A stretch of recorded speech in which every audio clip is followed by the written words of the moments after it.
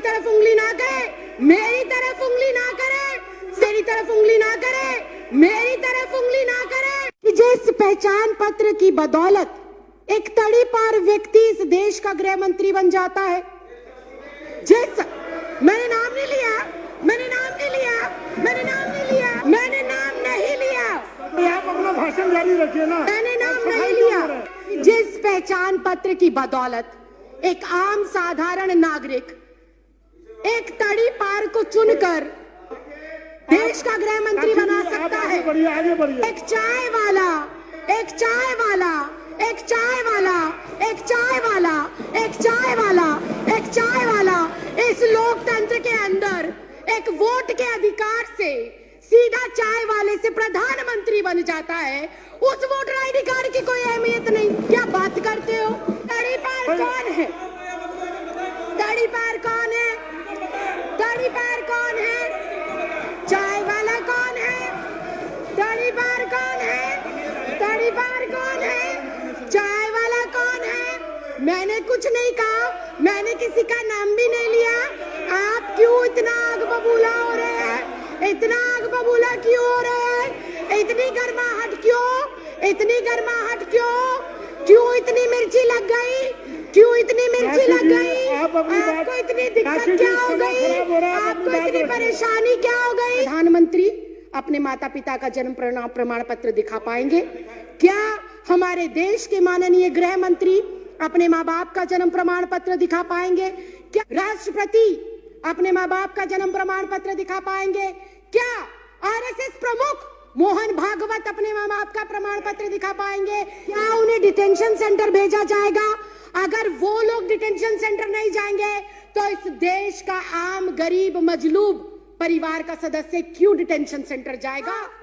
किस देश के अंदर इस समय कैसी सरकार चल रही है जो बहुत कंफ्यूज है, जो बहुत अज्ञानी तरीके से, अनजान तरीके से, उसे पता ही नहीं है कि देश को किस ओर लेकर जाना है, देश के लिए क्या जरूरी है, देश के लिए कौन से मुद्दे महत्वपूर्ण हैं, देश के लिए कौन से कानून महत्वपूर्ण हैं। उनको इस चीज की बिल्कुल जानकारी नहीं है। बहुत ही अजीब से लोग इस देश के केंद्र की सत्ता के ऊपर बैठकर अजीबोगरीब फैसले ले रहे हैं। जो इस देश में अभी तक विदेशी कहे जा रहे हैं उनको ये नागरिकता दे रहे हैं बिना किसी कॉमा फुल स्टॉप के। और इस देश के अंदर जो सदियों से, दशकों से रह रहे हैं उनको ये कहते हैं कि अगर तुम इस देश के नागरिक हो तो तुम्हें कागजात देने पड़ेंगे, तुम्हें प्रूफ करना पड़ेगा कि तुम इस देश के नागरिक हो। यह अजीब विडंबना है। हमारे पास वोटर आईडी कार्ड है, हमारे पास आधार कार्ड है, हमारे पास पैन कार्ड है, हमारे पास पासपोर्ट है, उनको ये हमारे कागज नहीं मानते।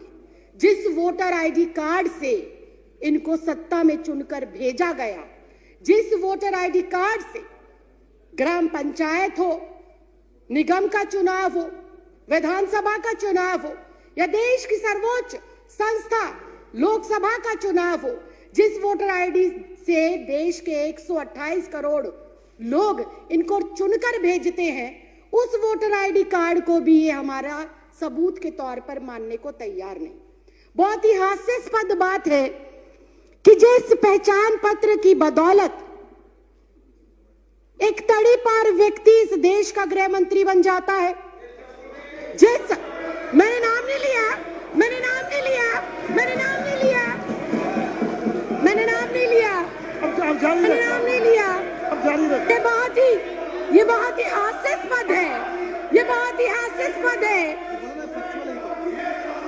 ये ऑन रिकॉर्ड है, ये ऑन रिकॉर्ड है, ये ऑन रिकॉर्ड है, ये ऑन रिकॉर्ड है।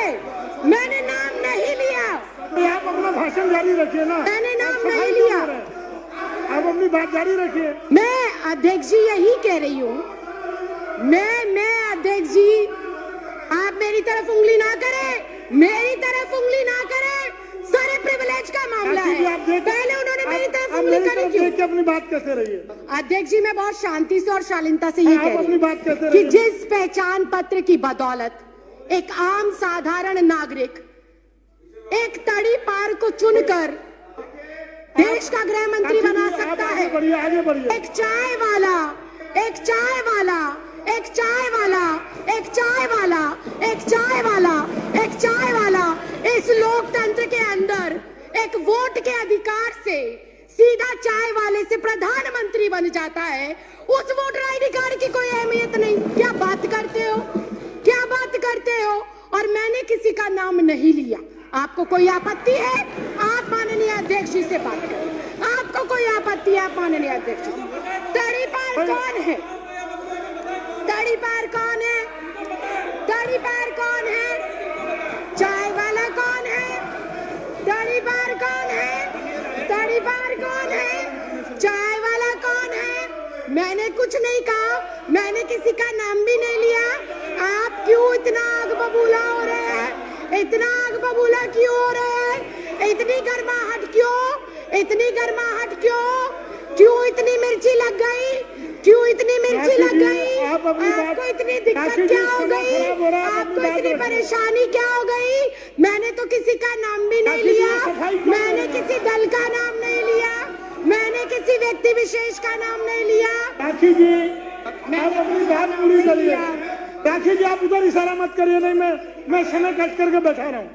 आप इशारा करके बात मत करिए। मैं अध्यक्ष जी, आप मुझसे 2 मिनट के अंदर, आप कोई सफाई ना, लेकिन अगर विपक्ष ऐसे टीका टिप्पणी करेगा, आप बोलते रहिए ना। विपक्ष टीका टिप्पणी करेगा, कैसे चलेगा?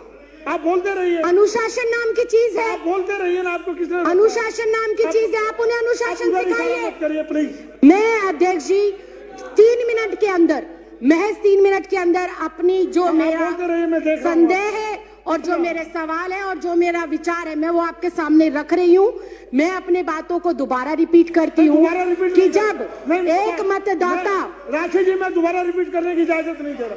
जब एक मतदाता अपने मतदान का प्रयोग कर कर मेरे जैसी एक साधारण सी लड़की, 25 गज में रहने वाली लड़की को लोकतंत्र के इतने बड़े मंदिर में भेजता है, तो वो सबसे बड़ा प्रूफ होना चाहिए। बाबा साहब भीमराव अंबेडकर ने वोट डालने का अधिकार सबको दिया, और वो वोट डालने का अधिकार इस बात को सिद्ध करता है कि हम इस भारत देश के नागरिक हैं।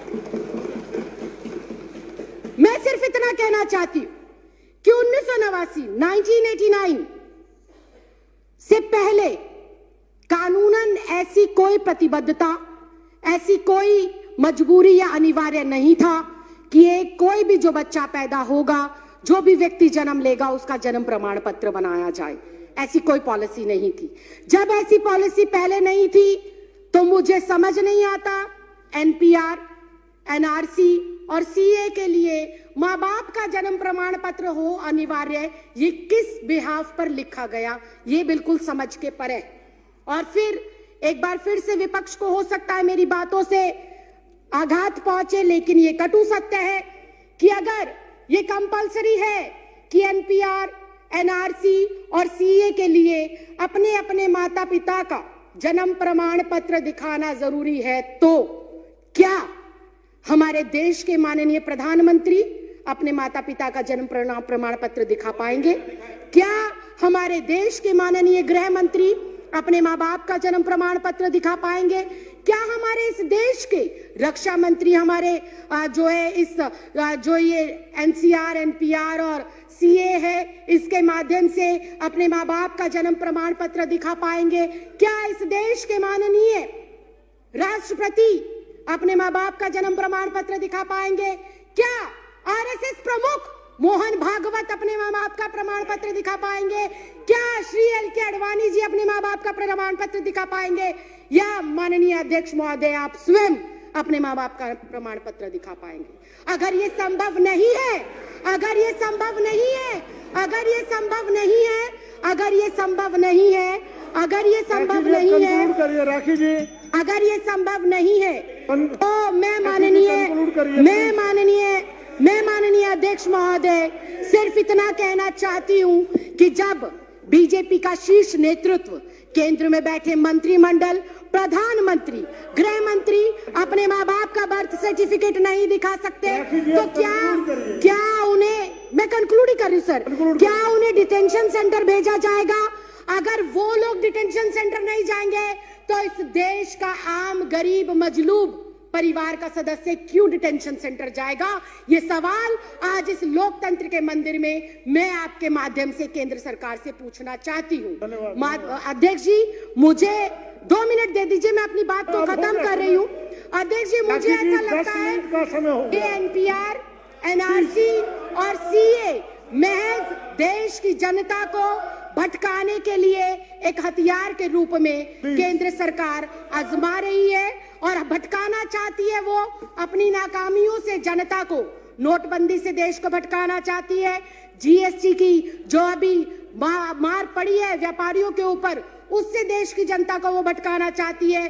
बेरोजगारी जो पिछले 45 सालों के अंदर सर्वोपरि आंकड़ा इस साल में आया है, उससे देश की जनता को भटकाने के लिए हथियार के रूप में इसका प्रयोग हो रहा है। राइफल सौदा हो गया, दलितों पर अत्याचार हो गया, अर्थव्यवस्था किस तरह से चरमराई हुई है। अध्यक्ष जी, मैं एक लाइन कहकर सर, मैं भी रिक्वेस्ट कर रही हूँ, फाइनल क्लोजिंग लाइन कहकर मैं जो है अपनी बात को विराम देती हूँ कि अध्यक्ष जी, ये जो भाजपा सरकार है, ये एक संकीर्ण मानसिकता की सरकार है। इस सरकार को जब से ये अस्तित्व में आई है, किसान सड़कों पर है, छात्र सड़कों पर है, महिला सड़कों पर है, पुरुष सड़कों पर है, दलित सड़कों पर है, वकील सड़कों पर है, डॉक्टर सड़कों पर है, इंजीनियर सड़कों पर है। ये सरकार नहीं, संविधान विरोधी लोग हैं और एनपीआर, सीए और एनआरसी को लाकर ये वोट के अधिकार को खत्म करना चाहते हैं और अपना एकाधिकार स्थापित कर कर लोगों को उनके अधिकारों से वंचित रखना चाहते हैं। माननीय अध्यक्ष, मैं आपके माध्यम से ये कहना चाहती हूँ, माननीय मंत्री श्री गोपाल राय जी ने जो अपना प्रस्ताव रखा है, इस सदन के सदस्य होने के नाते, इस देश की नागरिक होने के नाते, मैं आज यहाँ से आपसे विनम्र प्रार्थना करती हूँ कि मैं इस प्रस्ताव का समर्थन करती हूँ और दिल्ली में इसको कतई भी किसी भी सूरत में लागू नहीं करना चाहिए। इस खबर को अभी लाइक करें, शेयर करें और ऑनलाइन न्यूज इंडिया की सभी खबरें अपने मोबाइल फोन पर सबसे पहले देखने के लिए अभी चैनल को सब्सक्राइब करें और घंटी जरूर दबाएं।